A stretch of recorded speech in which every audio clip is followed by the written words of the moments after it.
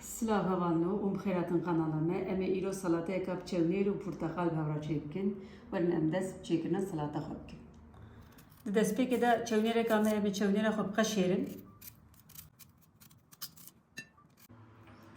Em ê çewnêra xwe rinda bikin. Vêka jî em ê gîzerê xwe rinda bikin. Em ê sêva xwe jî rinda bikin. Destê meriv tev ji vê çewnêrê sor dibe, demeka dirê jî jê naçe. Mixabin işte ew vê salata jî ev e.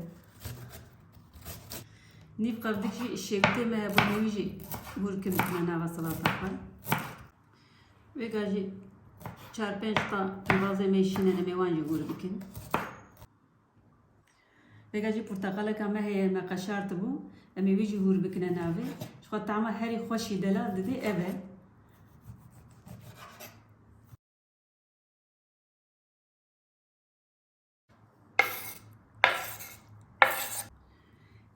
Ava me lîmonekî hebû û weka ji nîv bardexê çayekê em tir zeyt em ê bixine navê. Ev jî sosa wî ye.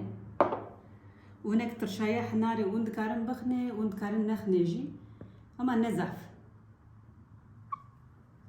û hinek jî xwe. Em ê bixine navê, em ê li hev bixin vê sosa wî. Em êdî sosa xwe lê bikin.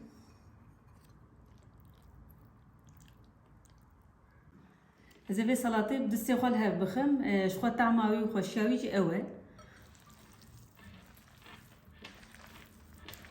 Tama distê me rû dikeve daha xweştir dibe.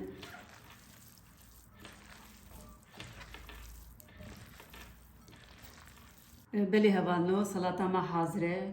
Şorbûna wî, tirşbûna wî, goriya daxwaziya dilê xwe dikarin eyar bikin. û eger hevalno we salata me eciban dibe, ji kerema xwe ji me re neabone, likeekî ji me re bavêjin û me ji Instagramê bişopînin. Navê me Kevanî Êlhe, saet û noşîcan bejwara, dem baş we hemiyara.